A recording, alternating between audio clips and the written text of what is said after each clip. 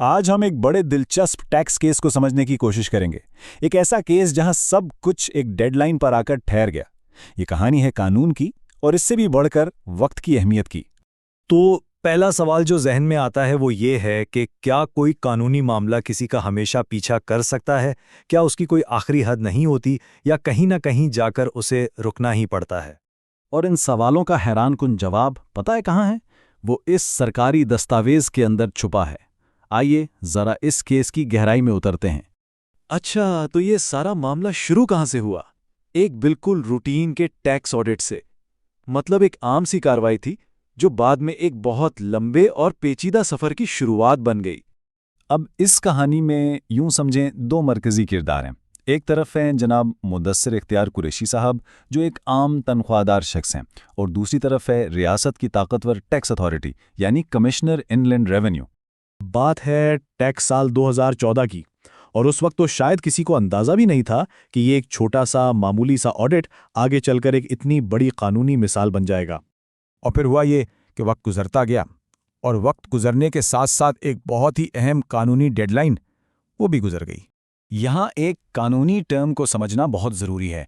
इसे कहते हैं टाइम बार्ड एक्शन। अब इसका मतलब क्या है? बहुत सादा सा मतलब है, कोई भी कानूनी कार्रवाई जो कानून की दी हुई टाइम लिमिट के बाद की जाए तो वो कार्रवाई अपनी कानूनी हैसियत ही खो देती है। सिंपल। अब जरा इस केस की टाइमलाइन को गौर से देखें। ऑडिट था साल 2014 का, ठीक है। इसे मुकम्मल करने की पहली डेडलाइन आई 30 जून 2017। फिर इसे एक्सटेंड किया गया 31 दिसंबर 2017 तक। ये थी फाइनल डेडलाइन। और उसके बाद लंबी खामोशी। फिर एकदम अचानक 27 जून 2020 को टैक्स अथॉरिटी अपना फाइनल ऑर्डर जारी करती है। ये ताख़ीर कितनी थी, कोई अंदाज़ा है? पूरे 908 दिन। जी हाँ, 908 दिन, यानी आखिरी डेडलाइन गुजरने के बाद तकरीबन 2.5 साल बाद ये ऑर्डर आया। तो जाहिर सी बात है, ये केस अदालत पहुंच गया और वहां सवाल सिर्फ एक ही था, लेकिन बहुत बड़ा था। क्या कानून में 2.5 साल की ताख़ीर की कोई गुंजाइश मौजूद है? अब कोर्ट में जो दलाइल हुए ना, वो बड़े दिलचस्प थे। टैक्स देने वाले यानी कुरैशी साहब का मौक़िफ़ सीधा साधा था। कानून वाज़े है, डेडलाइन ख़त्म तो केस ख़त्म। इतने सालों बाद आने वाला ऑर्डर गैर कानूनी है। दूसरी तरफ टैक्स अथॉरिटी इस बात पर अड़ी भी थी कि भाई हमने जो किया कानून के मुताबिक किया और हमारा ऑर्डर बिल्कुल ठीक है। अब सबकी नज़रें ट्रिब्यूनल के फैसले पर टिकी हुई थी। दोनों तरफ की बातें सुनी जा चुकी थी और अब वक्त था हतमी फैसले का। तो फिर वही बुनियादी सवाल, क्या तकरीबन 2.5 साल की ज़बरदस्त ताख़ीर के बाद टैक्स अथॉरिटी का ऑर्डर कानूनी तौर पर माना जा सकता था, हाँ या ना? और इसका जवाब, जैसा कि हमने शुरू में ही इशारा किया था, इसी दस्तावेज में मौजूद था और फैसला बहुत ही वाज़े और बिल्कुल डोटोक था। ट्रिब्यूनल ने अपने फैसले में क्या लिखा?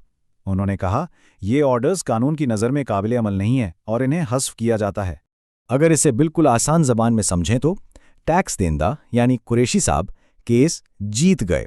उनके खिलाफ ऑर्डर को टाइम बार्ड यानी मियाद गुजर जाने की बुनियाद पर खारिज कर दिया गया। लेकिन देखें, यह सिर्फ एक शख्स की जीत नहीं थी। इस फैसले के पीछे एक बहुत बड़ा कानूनी उसूल काम कर रहा है। तो आइए समझते हैं कि कानून में इन डेडलाइंस की आखिर इतनी ज़्यादा अहमियत है ही क्यों। देखें, ये डेडलाइंस इंसाफ के निज़ाम के लिए कुछ बुनियादी सतूनों की तरह हैं। पहला, ये कानूनी मामलात में एक यकीनी सूरत हाल पैदा करती हैं। मतलब लोगों को पता होता है कि कोई मामला हमेशा के लिए उनके सर पर नहीं लटका रहेगा। दूसरा, ये लोगों को तहफ़्फ़ुज़ देती हैं। ज़रा सोचें, अगर कोई केस हमेशा चलता रहे तो ये कितना बड़ा ज़हनी और माली दबाव होगा। ये डेडलाइंस इसी से बचाती हैं। तीसरा, ये सरकारी इदारों को जवाबदेह बनाती हैं कि वो अपना काम वक्त पर करें, सुस्ती ना दिखाएं। और चौथा और सबसे अहम सतून, ये एक मुनसिफाना निज़ाम इंसाफ की बुनियाद हैं। अगर वक्त की पाबंदी ही नहीं तो इंसाफ का तस्वुर ही अधूरा रह जाता है। और हाँ, इस किस्म के पेचीदा कानूनी तज्ज़िये और मामलात में सही रहनुमाई बहुत ज़रूरी होती है। काजी लॉ एंड एसोसिएट्स जैसे इदारे इसी में महारत रखते हैं। अगर मज़ीद मालूमात या मशवरा दरकार हो तो उनकी तफसीलात स्क्रीन पर देख सकते हैं। 0300-666-1012 और ईमेल है qazilex@gmail.com। तो इस पूरी कहानी से हमने क्या सीखा, इसका निचोड़ क्या है? ये केस हमें एक बहुत गहरे सवाल पर सोचने पर मजबूर करता है कि एक कानूनी निज़ाम में इंसाफ का असल मतलब क्या होता है। क्या सिर्फ किसी केस का फैसला हो जाना ही इंसाफ है या सही वक्त पर फैसला होना असल इंसाफ है? ये एक ऐसा सवाल है जो ये केस हमारे सोचने के लिए छोड़ जाता है।